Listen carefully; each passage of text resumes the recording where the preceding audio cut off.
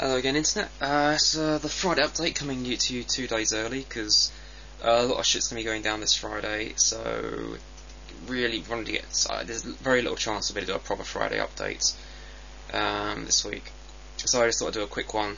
Say sorry, it's sort of only 3 weeks in and already breaking habits. It's been a good thing, but some serious stuff's coming up. So the surgery is my mother's surgery is on Friday, so yeah, it will be a bad time to try and do any video work then. But yeah, horns coming along. You can see that on the second channel. I've got my little work channel.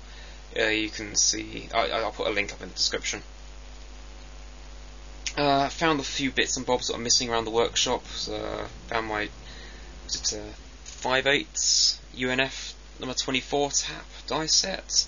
That's does the thread-on drills, and I've got a box of drill motors down there, electric drill motors. With that, I was going to rig up some mounts for them. But one of the items, I didn't get both the items that I was after on eBay, though probably a good thing too, because realised after I got the first set of items, there's not a lot of money for this. Wouldn't have been a lot of money left for the second one anyway. But they're over here. I've got them over in the corner here, just to keep them out of the way for the moment. These are two really tiny diffusion pumps. Those are high vacuum pumps for anyone who knows. They're pretty old, but diffusion pumps don't really die. There's not a lot in them to go wrong when the heater can blow, but that's about it. This one here has its big old gate valve on it, which is nice. What's it got? 175 watt heater in it. I have no idea what year this is. Must be 1970s, maybe even 60s. Not quite sure. It seems to actually steel. I ran a magnet over it, so maybe it's a very poor stainless, I suppose.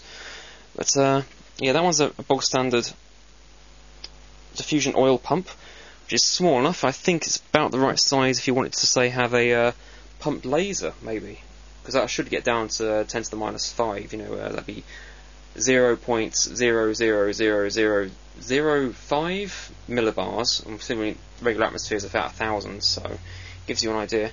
Water cooling loops on it there, and it works. So I'm going to open up to see how they work, and it'd be quite nice to see if we can work towards having some open source vacuum technology out there.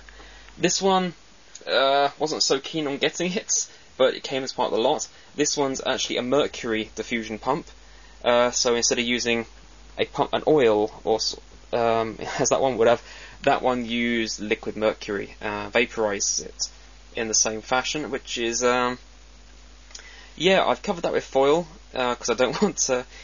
There doesn't seem to be any residue in it, because the guy bought it off sent it in a box stuffed with shredded paper, and absolutely no, it wasn't bagged up, it wasn't sealed, so if there was anything inside it, it's probably mixed in with that paper now, which is, I was really expecting it, at the very least they come in plastic bags before being padded. Instead they're covered in paper fibres now, and they've got it inside. The valve was left open when it was posted, so there's probably fibres right inside there too, and that one, which is horrible. It means that they've got to be dismantled to be used. I mean, they may have been functional before, but even if they left for a while, but now they're like full of essentially paper pulp. It's they're going to require a chunk of cleaning.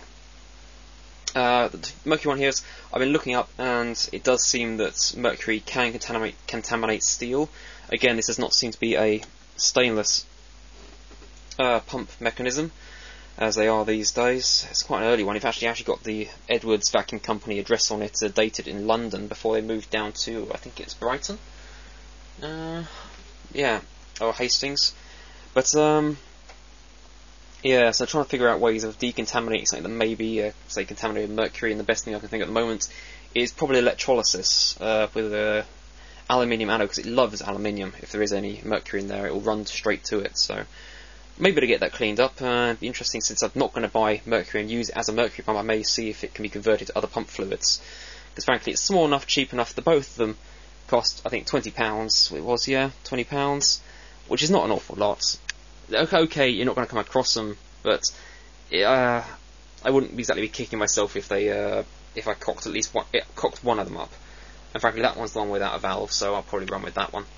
So hopefully at some point I'll run some tests on those and yeah, it's just adding another one to my big old list of projects.